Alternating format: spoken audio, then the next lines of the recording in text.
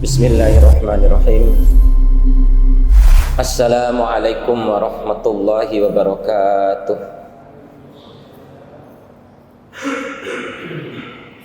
Alhamdulillah. Alhamdulillahilladzi nahmaduhu wa nasta'inuhu wa nastaghfiruh. Wa na'udzu billahi min syururi anfusina wa min sayyiati a'malina. Man yahdihillahu fala mudilla lahu wa man yudlilhu fala hadiyalah. Asyhadu an la ilaha illallah wahdahu la syarikalah wa asyhadu anna Muhammadan abduhu wa rasuluh la nabiyya wa la rasulahu ba'dah. Qala Allah ta'ala fi kitabihil karim ba'da a'udzu billahi minasy syaithanir rajim. Bismillahirrahmanirrahim. Ya ayyuhalladzina amanu taqullaha haqqa tuqatih wa la tamutunna illa wa antum muslimun. Maqal ya ayyuhalladzina amanu taqullaha wa qulu qawlan sadida yuslih lakum a'malakum wa yaghfir lakum dhunubakum wa may yuti'illaha wa rasulahu faqad faza fawzan 'azima. Ma'asyiral muslimin, jamaah salat maghrib yang mudah-mudahan Allah rahmati, alhamdulillah kita bersyukur kepada Allah Subhanahu wa taala di mana pada kesempatan yang berbahagia ini kita diberikan nikmat yang sungguh sangat besar oleh Allah Subhanahu wa taala. Nikmat di mana kita diberikan petunjuk, dipilih oleh Allah Subhanahu wa taala untuk berada di atas Shirathul Mustaqim. Berada di atas sesuatu yang Allah cintai dan sesuatu yang Allah ridhoi. Sesuatu yang membuat Allah semakin cinta, semakin dekat dengan kita. yakni kita bisa melaksanakan sholat maghrib secara berjamaah, ditambah dengan kita melaksanakan atau mengimplementasikan apa yang disabdakan Nabi sallallahu alaihi wasallam. Innallaha wa malaikatahu yusholluna ala rajulin yantadirus shalah min waqtin ila waqtin akhar. Sebagaimana yang Rasul sallallahu alaihi wasallam sabdakan, sesungguhnya Allah dan para malaikat akan berselawat atau memberikan selawat kepada seseorang yang menunggu waktu sholat yang satu ke waktu sholat yang lain. Maknanya Allah memberikan salawat, yakni Allah melimpahkan kasih sayang kepada siapa yang menunggu waktu sholat yang satu ke waktu sholat yang lain. Dan makna para malaikat bersalawat kepada kita maknanya adalah malaikat mohonkan ampun kepada Allah akan dosa-dosa yang telah kita perbuat disebabkan karena satu yang kita kerjakan, yakni menunggu waktu sholat yang satu ke waktu sholat yang lain. Mudah-mudahan jemaah sekalian, apa yang kita kerjakan pada kesempatan yang berbahagia ini diberikan keikhlasan oleh Allah, diberikan kelurusan niat, diberikan kebenaran tujuan dan maksud kita datang sini sampai nanti sholat isya, sampai nanti kita bubar dari masjid ini. Dengan keikhlasan tersebut semuanya dicatat sebagai catatan pahala di sisi Allah Subhanahu wa taala. Amin ya amin ya rabbal alamin. Salawat dan taslim kita sampaikan kepada junjungan Nabi besar kita Muhammad sallallahu alaihi wasallam,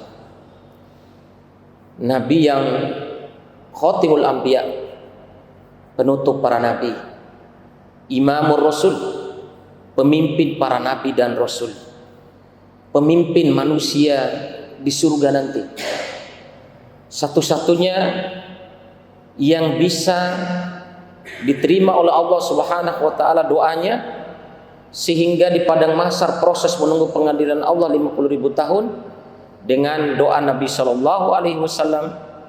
Akhirnya proses menunggu pengadilan itu diarahkan menjadi hari penghisapan, hari amal kita dihitung, hari amal kita dipaparkan dan diperlihatkan oleh Allah, hari di mana semua amalan kita dan seluruh anggota tubuh kita ini akan ditanya satu persatu oleh Allah Subhanahu wa taala. Mudah-mudahan apa yang kita kerjakan ini menjadi salah satu bukti hujjah di hadapan Allah bahwa kami menggunakan nikmat yang telah Engkau berikan ya Allah. Di antara salah satunya adalah kami bisa menuntut ilmu dan kami bisa mengamalkan ilmu tersebut. Jemaah salat maghrib yang mudah-mudahan Allah rahmati, sebagaimana yang telah kita bahas kemarin, yakni kita telah membahas bagian daripada surat An-Nas, Qul a'udzu birabbin nas. Saya jelaskan ulang, mungkin telah atau terlewatkan pembahasan yang berkaitan dengan ibtida'u bi bismillahirrahmanirrahim. Saya akan menjelaskan kenapa semua kitab para ulama itu dimulai dengan bismillahirrahmanirrahim. Seluruh kitab-kitab para ulama, baik kitab hadis maupun kitab-kitab karya ilmiah mereka, baik yang kutaib yang sifatnya kitab-kitab yang kecil ataupun kitab-kitab yang besar, pasti dimulai pembahasannya itu dengan bismillahirrahmanirrahim.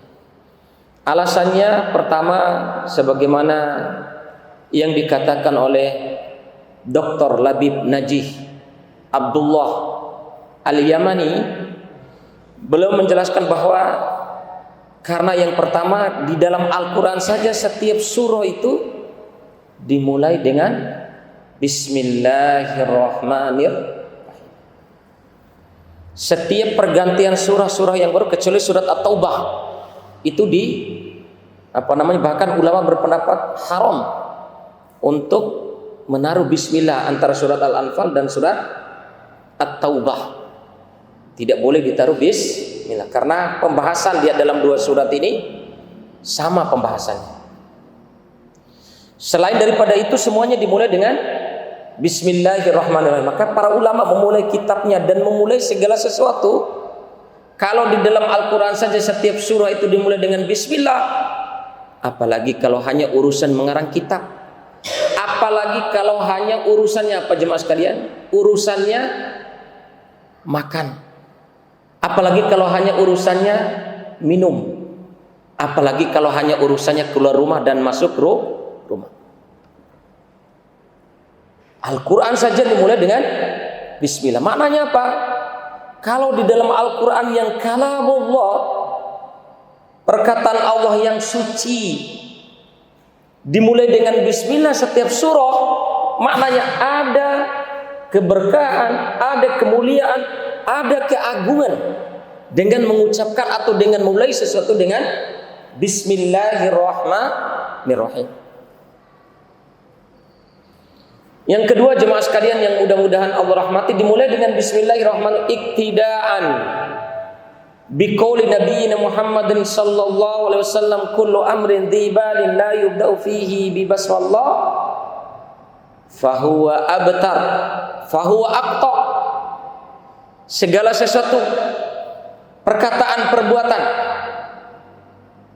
yang tidak dimulai dengan bismillahirrahmanirrahim fahuwa abtar, maka aqta, di dalam riwayat yang lain dikatakan aqta, maka dia terputus. Maknanya segala perkataan dan perbuatan yang kita tidak mulai dengan bismillah, maka naqisul barokah, kurang barokahnya perkataan dan perbuatan tersebut. Kemudian jemaah sekalian yang mudah-mudahan Allah rahmati, Al-Imam As-Sa'di dalam tafsirnya menjelaskan tentang dimulainya dengan bismillah. Kenapa ditekankan dengan bismillah? Ini mulai segala sesuatu dengan bismillah. Karena pertama, memulai perbuatan harus dalam rangka untuk mengingat Allah. Dimulai dengan bismillah berarti saya memulai makan, saya memulai berwudu, saya mulai minum ya Allah. Pertama dengan bismillah itu bismillahirrahmanirrahim, dalam rangka untuk selalu mengingatmu ya Allah, dalam rangka saya supaya bisa berzikir dan mengingatmu ya Allah. Yang kedua, maknanya dengan mengucapkan bismillah fihi barokah. Apa yang kita kerjakan, apa yang kita katakan, maka akan mengandung berkah yang sungguh sangat luar biasa di dalam. Ini jemaah sekalian yang mudah-mudahan Allah rahmati. Kemudian jemaah salat maghrib yang mudah-mudahan Allah rahmati. Al-Imam As-Sa'di di dalam tafsirnya juga mengatakan mal farqu bainar rahman war rahim. Bimakna ar-rahman maha pengasih. Makna pengasih itu adalah Allah. Ada sebagian pendapat para ulama mengatakan bahwa yang dimaksud, termasuk Al-Imam Ibnu Katsir menjelaskan, yang dimaksud dengan rahman itu adalah Allah memberikan nikmat secara umum kepada seluruh manusia. Rahman maknanya berarti Allah maha pengasih. Dunia dan seluruh nikmat, kesehatan, nikmat apa segala yang kita terima di dunia ini, yang berzina mendapatkan nikmat yang sama, yang tidak berzina juga mendapatkan nikmat yang sama. Orang yang sholat maupun yang tidak sholat juga mendapatkan nikmat yang sama. Itu Ar-Rahman, di mana Allah itu maha pengasih. Ar-Rahim maha penyayangnya Allah.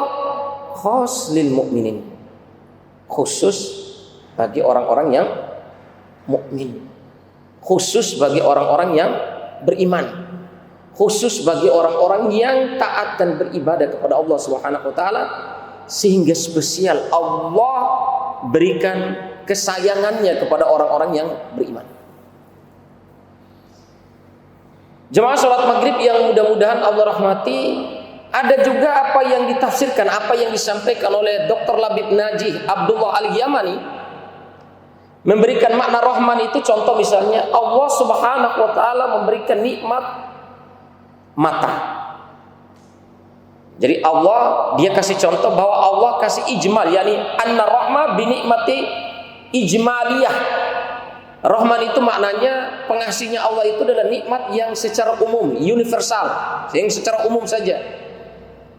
Seperti diibaratkan, dia kasih contoh Dr. Labib Najih Abdullah Al-Yamani ini memberikan penjelasan, contohnya diantaranya ketika Allah memberikan nikmat mata, itu maknanya Allah Rahman, maha pengasih. Tapi di mana implementasi daripada nama Allah yang maknanya Rahim, maha penyayangnya Allah, kaitan dengan mata ini? Di mana keterlibatan Allah, nama Allah yang Rahim, yang Allah itu maha penyayang? Beliau mengatakan bahwa luasnya pandangan, bagaimana jernihnya pandangan, bagaimana orang bisa hati-hati dalam memanfaatkan pandangan ini supaya pandangan itu menjadi sesuatu yang dicintai dan diridhoi oleh Allah. Dia bisa memanfaatkan secara terperinci sesuai dengan yang Allah cinta, sesuai dengan yang Allah ridhoi. Maka inilah maknanya Rahim, di mana Allah itu maha penyayang. Kan tidak semua orang mendapatkan nikmat mata dia bisa memanfaatkan nikmat mata ini untuk ibadah dan taat kepada Allah Subhanahu wa taala. Maka dia hanya mendapatkan bagian daripada implementasi nama Allah yang Ar-Rahman, yang maha pengasih.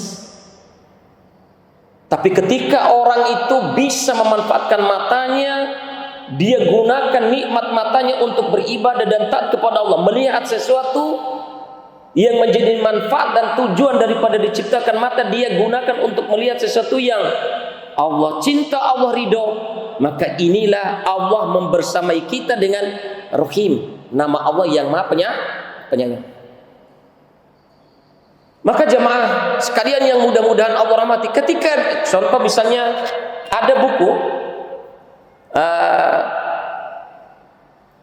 kalau lihat kitab-kitab para ulama, misalnya contoh-contoh kitab-kitab para ulama terdahulu, kenapa buku itu laris dipelajari? Kenapa buku itu sangat banyak dipelajari, dibaca oleh para ulama? Misalnya kitab Sahihul Bukhari, as-sahhul kitab ba'dal Quran, yakni Sahihul Bukhari. Kitab yang paling jujur, yang paling benar setelah Al-Quran itu adalah kitabnya Imam Bukhari, yaitu Sahihul Bukhari. Ketika dia mengarang kitab ini, kemudian dari karangan dia kitab hadis sahih, kemudian disyaratkan, kenapa itu menjadi kitab rujukan? Karena dia memulainya barokahnya Bismillahirrahmanirrahim. Salah satu buku Kutaib, ada buku Kutaib kecil menjadi buku dasar memahami madhab Syafi'i, yaitu Safinatun Najah. Kutaib kecil dia, matan Kutaib kecil. Dimulai dengan Bismillahirrahmanirrahim. Kenapa buku itu banyak disyarah dan banyak buku itu menjadi rujukan seluruh pondok-pondok yang berada di Indonesia ini? Rujukannya pasti Safinatun Najah itu. Masyhur. Padahal ulama ini Syekh Salim bin Sumair Al-Hadrami itu sampai berdakwah ke Asia, berdakwah ke Somalia, berdakwah ke Afrika, sampai terakhir ada berdakwah ke Indonesia dan mati dan dikuburkan di Tanah Abang. Syekh Salim bin Sumair Al-Hadrami yang mengarang buku Safinatun Najah ini. Kenapa sampai buku itu? Coba kalau antum lihat di Jawa Timur, di Jawa Barat, di mana saja, di seluruh pondok pesantren itu mengkaji kitab Safinatun Najah ini. Itu maknanya jemaah sekalian, implementasi daripada dia memulai Bismillahirrahmanirrahim. Berapa pahala itu yang dia dapatkan, meskipun dia sudah dikuburkan. Bukunya dikaji oleh para ulama, bukunya dikaji oleh seluruh para santri, bukunya dikaji oleh seluruh sebagian besar para kiai yang ada di Indonesia, belum lagi di India, belum lagi yang ada di Maroko, belum ada lagi. Subhanallah. Kenapa? Barokah daripada Bismillahirrahmanirrahim. Begitu juga jemaah sekalian yang mudah-mudahan Allah rahmati, ketika kita mulai segala sesuatu, antum keluar rumah mungkin lupa doanya, Bismillahirrahmanirrahim, la haula wala quwata illa billah. Kita cukup dengan baca Bismillahirrahmanirrahim, sudah alhamdulillah. Mulai memakai pakaian Bismillahirrahmanirrahim. Kalau belum hafal, maksudnya belum hafal doa memakai pakaian. Kalau doa memakai pakaian, alhamdulillahilladzi kasani hadza thawb wa razaqanihi min ghairi haulin minni wala quwwatin. Wa man qala alhamdulillahilladzi at'amani hadza wa razaqani min ghairi haulin minni wala quwwatin. Barang siapa yang ketika memakai pakaian membaca doa alhamdulillahilladzi kasani hadza thawb, dan barang siapa yang membaca doa alhamdulillahilladzi at'amani hadza wa razaqanihi min ghairi haulin minni wala quwwatin ketika makan dan habis makan, ghufirallahu ma taqaddama min dhanbi. Hadis di dalam buku At-Targhib yang dikarang oleh Imam Ibnu Mundzir, ya, yang disahihkan Imam Nasruddin Al-Albani. Barang siapa yang telaten membaca doa ini ketika makan dan ketika memakai pakaian, ghufirallahu ma taqaddama min dhanbi, Allah akan ampunkan dosa yang dia kerjakan. Ini jemaah sekalian yang mudah-mudahan Allah rahmati, mulai dengan bismillah. Jemaah sekalian yang mudah-mudahan Allah rahmati, Bismillahirrahmanirrahim. Antum diberi oleh Allah nikmat berupa Ar-Rahman. Allah kasih nikmat otak antum, Allah kasih nikmat lisan antum ini, Allah kasih nikmat telinga kita ini, Allah kasih nikmat tangan kita ini, Allah kasih nikmat kaki-kaki kita ini. Bersyukurlah kepada Allah di mana Allah melibatkan dirinya mengimplementasikan dengan namanya yang Maha Pengasih, Maha Penyayang itu. Kita bisa gunakan kaki kita gunakan untuk melangkah ke masjid. Kita gunakan pendengaran kita untuk mendengarkan ayat-ayat Allah.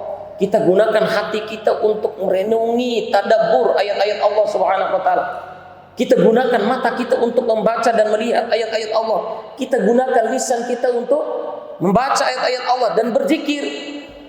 Subhanallah, bersyukurlah kepada Allah. Itu barokah daripada memulai segala sesuatu dengan Bismillahirrahmanirrahim. Jemaah sekalian yang mudah-mudahan Allah rahmati, ini tentang keutamaan kaitan dengan memulai dengan Bismillahirrahmanirrahim. Jemaah sekalian yang mudah-mudahan Allah rahmati, kemarin telah kita sampai pada pembahasan Bismillahirrahmanirrahim. Qul a'udzu birabbin nas. Mananya apa? Siapa kita ini? Tentu kita ini adalah manusia. Siapa yang menciptakan kita? Berarti Robnya manusia. Maka karena yang telah menciptakan kita adalah Robnya manusia, yaitu Allah, maka kul a'udzu birabbin nas. Karena kita sudah diciptakan Allah, maka segala sesuatu yang susah, yang sulit, bahagia dan tidaknya kita, sengsara dan tidaknya kita di dunia ini, maka kembalikanlah segala sesuatu itu kepada Robnya manusia. Rob maksudnya yang menciptakan, yang memberikan rezeki, yang mengatur, yang yang mengatur alam semesta, yang mengatur kehidupan kita, yang menghidupkan dan yang mematikan kita adalah Allah Subhanahu wa taala. Maka kita butuh Allah. Maka bagaimana kita ini membutuhkan Allah, jemaah sekalian? Implementasi kita butuh dengan Allah Subhanahu wa taala. Doa keluar rumah, datang ke masjid dengan membaca doa. Ya, kan ada doa menuju ke masjid dengan membaca doa. Doa masuk masjid, doa keluar masjid. Ya, doa masuk rumah, doa keluar rumah.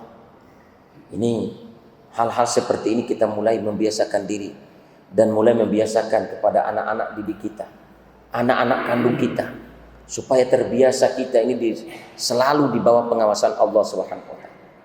Qul a'udzu birabbin nas, malikin nas. Lebih khusus lagi. Kalau tadi Robnya manusia, sekarang malikin nas.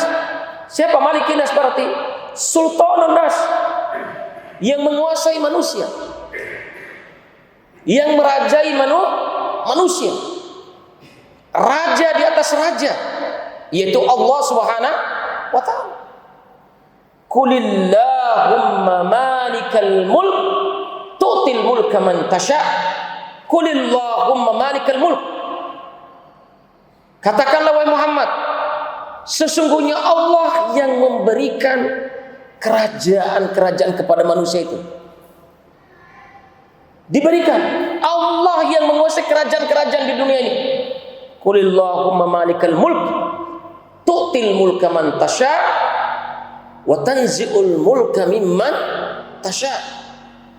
Karena implementasinya, realnya di lapangan, di mana Allah yang menguasai kerajaan-kerajaan yang ada di muka bumi ini, yang ada di dunia ini, tu'til mulka man tasha. Dia akan memberikan kerajaan itu, kekuasaan kepada seseorang, kepada manusia, karena Allah yang menciptakan kalian, yang menciptakan manusia, dikasih oleh Allah. Wa tanzi'ul mulka mimman tasha. Dan dia juga yang mencabut kerajaan manusia itu sesuai dengan apa yang dia kehendaki. Ada enggak yang jadi presiden seumur hidup? Ada. Ada yang menjadi raja seumur hidup. Ada yang menjadi ini nih. Nah, bertahap. Wa tilkal ayyamu nudawiluha bainan.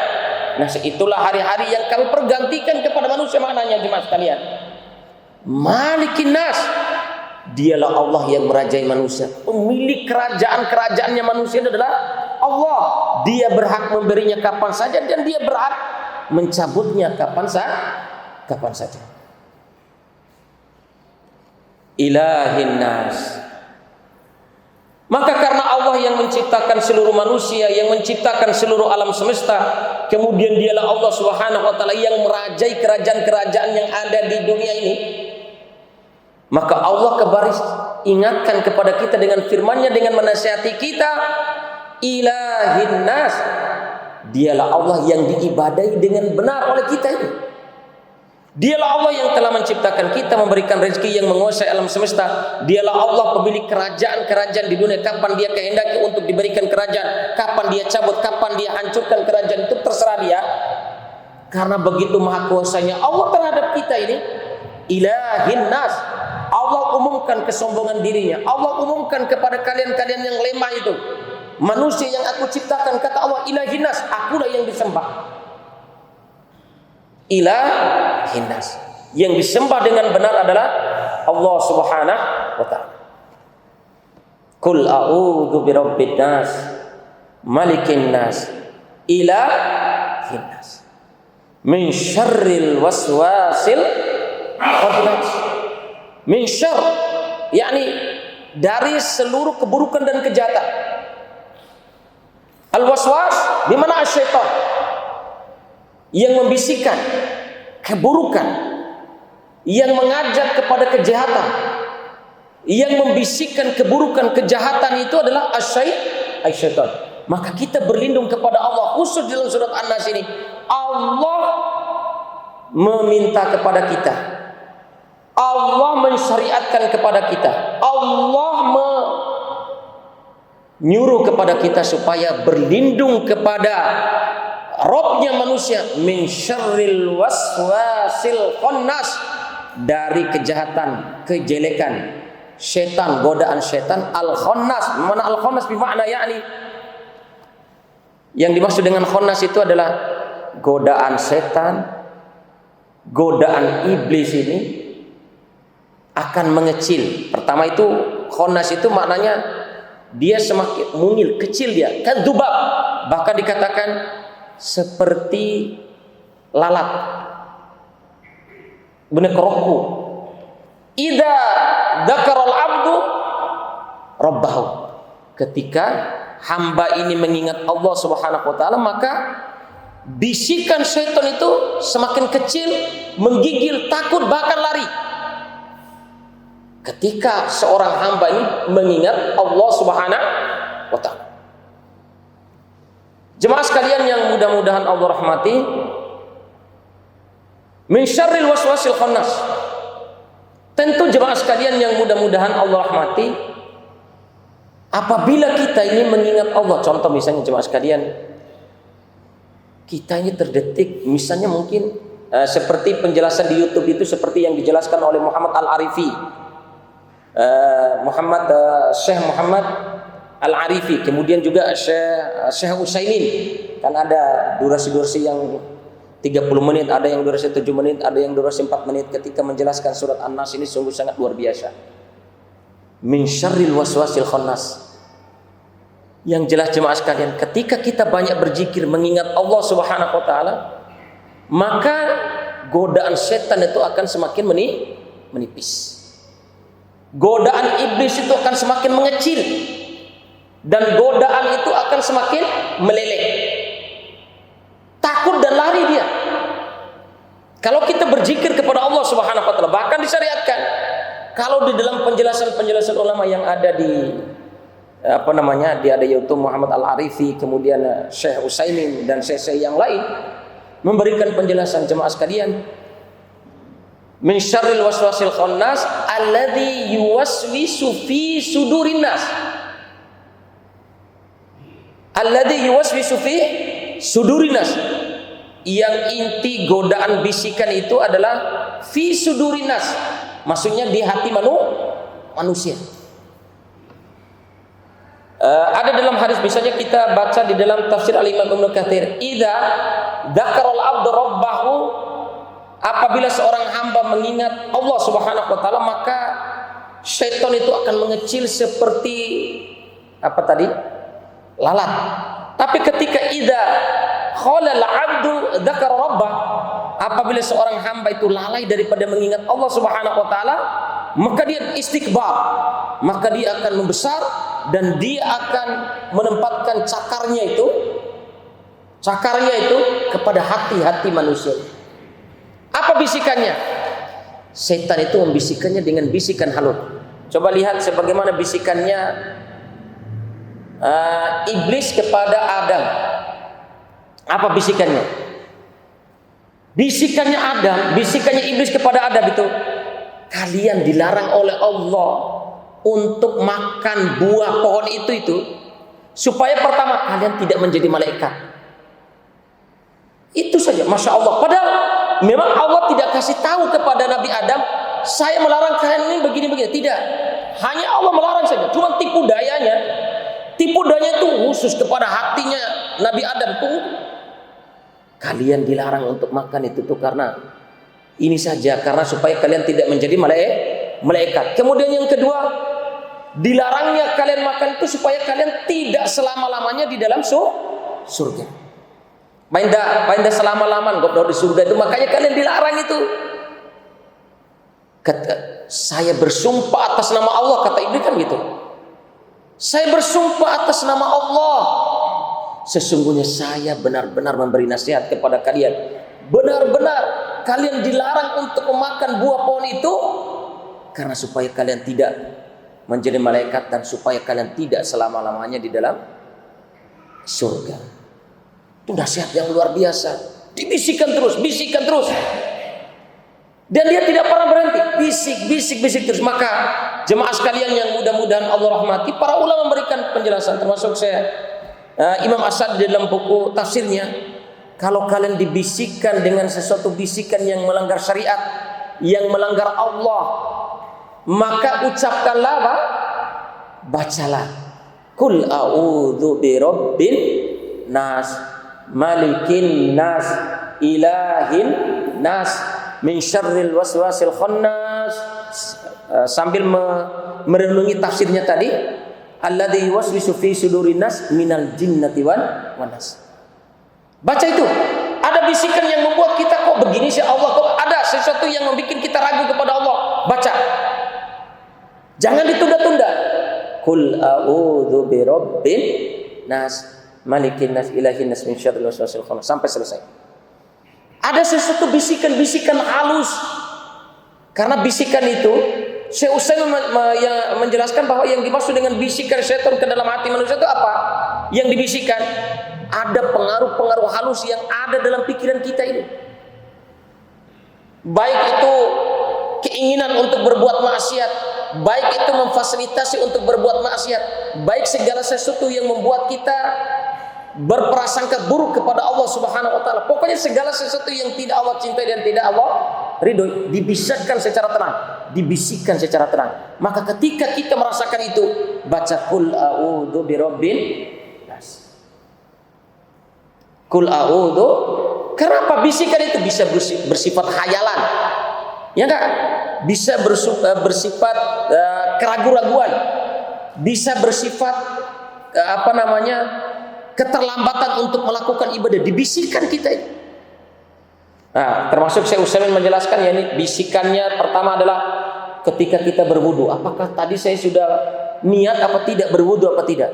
Ketika kita sholat ini, Syekh Utsaimin menjelaskan, apakah saya ketika berwudu ini benar-benar kena air apa tidak ketika saya berwudu anggota wudu ini?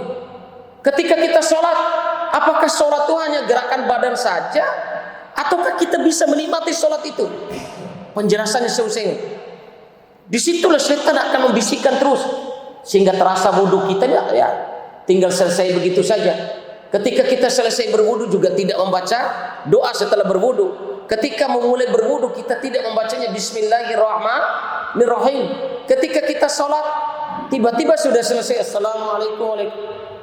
Kita tidak tahu berapa rakaat dan apa yang kita baca dan apa inti apa yang di dalam sholat itu. Termasuk penjelasan Syekh Utsaimin, di antara bisikan setan itu adalah bagaimana supaya kita ini bisa cocok terus dengan istri kita. Cocok dengan istri. Selalu ada permasalahan-permasalahan yang terjadi dengan istri. Ada ketenangan-ketenangan yang terjadi di rumah kita sehingga membuat kita tidak tenang. Karena masalah istri, masalah anak, dan masalah apa, itu Masya Allah. Bahkan ini bisikan setan yang paling besar. Bisikan setan yang paling besar, sampai keluar kata-kata mentolak, sampai keluar kata-kata bercerai, sampai keluar kata-kata itu Masya Allah. Bahkan hadisnya kan begitu. Iblis itu meminta pertanggungjawaban dari bala tentaranya. Kira-kira apa yang berhasil kamu goda manusia pada hari ini? Ada yang melapor, Bu, saya sudah membuat mereka minum khamar, saya sudah membuat mereka mencuri, saya membuat, belum apa-apa. Tapi marah iblis itu kalau laporannya cuma begitu. Tapi kalau ada orang melapor, saya telah membunuh, saya telah menggoda, membisikkan sesuatu kepada si fulan ini sehingga fulan berhasil membunuh saudaranya. Mantap, bagus. Laporan yang lain, setan itu lapor, wahai iblis, saya sudah menggoda seorang hamba sehingga dia benci kepada istrinya dan istrinya benci kepada suaminya sehingga terjadi perceraian. Mantap. Itu hadisnya sahih.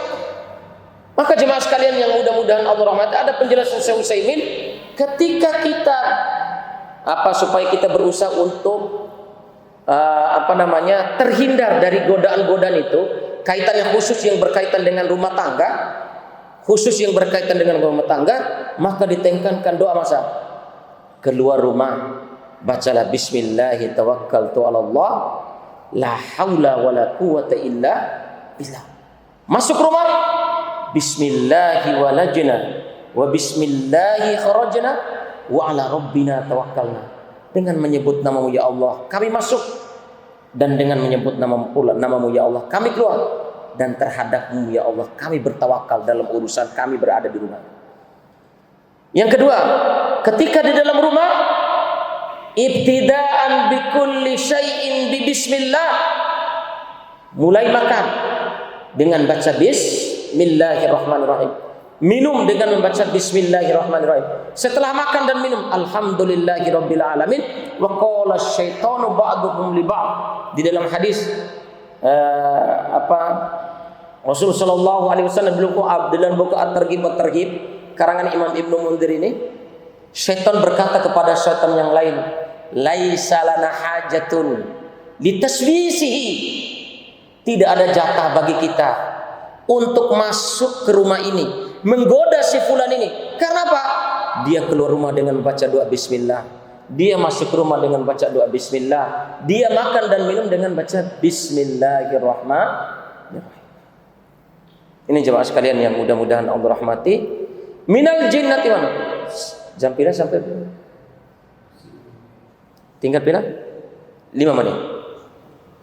Jemaah sekalian yang mudah-mudahan Allah rahmati, terakhir minal jinnati wan nas. Bisikan itu ada 2. Bisikan setan itu ada yang mengatakan maknanya setan memang setan, ada yang mengatakan hanya sifat saja. Tapi jumhur ulama mengatakan bahwa bisikan itu dari 2. Minal jinnati wan nas, dari jenis jin dan dari jenis manusia. Syaitan dari jenis jin dan syaitan dari jenis manusia. Jemaah sekalian yang mudah-mudahan Allah rahmati, kalau bisikan syaitan itu bisa terasa ketika kita dalam keadaan tidak ada teman yang mengganggu kita, tidak ada teman yang mengajak bicara kita, tiba-tiba terdetik dalam hati ini ingin berbuat maksiat, menghayal sesuatu yang tidak baik, ingin. Antum bisa rasakan itu ketika antum tidur, ketika antum dalam keadaan sendirian, berbaring, ketika tiba-tiba muncul pikiran-pikiran jahat, hayalan-hayalan jahat, keinginan-keinginan. Itu ketahuilah bahwa itu adalah bisikan jin. Yang tadi yang menancapkan paruhnya kepada hati-hati Bani Adam. Dibisikkan berupa hayalan jahat, keinginan untuk berbuat jahat, pikiran-pikiran jahat. Tapi yang kedua ini wanas dari manusia, setan dari jenis manusia ini apa? Mengajak kita, ayo, ini malam minggu kita jalan-jalan yuk. Wa adadonai, masya Allah. Setan dari jenis itu tambah. Wallahi penjelasan Syekh Utsaimin itu sampai sebegitunya. Penjelasan para ulama di YouTube itu sampai begitu. Bahkan pengaruh godaan setan dari jenis manusia ini lebih cepat terpengaruh daripada godaan setan yang jin ini. Karena setan jin itu tidak bisa mengajak, ayo Pak Burhan, tolong Pak Andake. Nggak bisa dia karena dia tidak kelihatan. Tapi manusia, masya Allah, elingan, wa ujar sembiar, metelah lampai, gonceng ake, air tak ayu aku, wati pai na minum homer tu caru macin, nah, ya, tak ayu aku ganja ge, caru menefas lah masalah, tak ayu, ngajak atau dia memfasilitasi, metelah tempat akanam otoyang, nah itu sudah, ya, asyaiton dari jenis manusia. Ngajak atau kata-kata yang membuat kita Allah. Ain pa ta'lim jauh, ain pa sembian jauh. Peang ngena wututu ampu sembian. Ya. Gaulah sedikit. Atau bahasa-bahasa apa saja yang membuat kita ini berpaling daripada ibadah kepada Allah. Godaan-godaan manusia. Ini penjelasannya adalah minal jinnati wan nas. Yaitu setan dari jenis jin dan setan dari jenis manusia. Ikhwan fillah arsyadani wa arsyadukumullah. Mungkin ini saja yang bisa, alhamdulillah qad Qad tammat tafsiru surat An-Nas hadhihi lailah. Sudah tamat ya penjelasan surat An-Nas ini. Ya, sudah saya jelaskan bagaimana bentuk godaannya, bagaimana cara pencapaian godaannya jin dan bagaimana godaannya iblis dan bagaimana untuk supaya kita tidak tergoda itu cepatlah baca qul a'udzu birabbin nas. Ketika bisikan-bisikan itu ada kita rasa dan saya merasakan betul. Ketika kita membacanya qul a'udzu birabbin nas dengan ikhlas, hilang semua pikiran-pikiran jahat kepada Allah. Hilang semua keinginan-keinginan jahat itu hilang dalam sekejap, ya. Hilang rasa malas untuk beribadah itu hilang, ya. Dengan cepat qul langsung praktekkan qul a'udzu birabbin nas malikin nas dengan bacaan yang khusyuk, dengan bacaan yang kita nikmati. Insyaallah pada pertemuan selanjutnya kita akan membahas qul a'udzu birabbil falak insyaallah. Jemaah sekalian, mudah-mudahan bermanfaat. Ada yang benar datangnya dari Allah Subhanahu wa taala, ada yang salah datangnya dari kami pribadi. Subhanaka Allahumma wa bihamdika asyhadu an la ilaha illa anta astaghfiruka wa atubu ilaik. Subhana rabbika rabbil izzati amma yasifun wa salamun alal mursalin walhamdulillahi rabbil alamin. Wassalamu alaikum warahmatullahi wabarakatuh.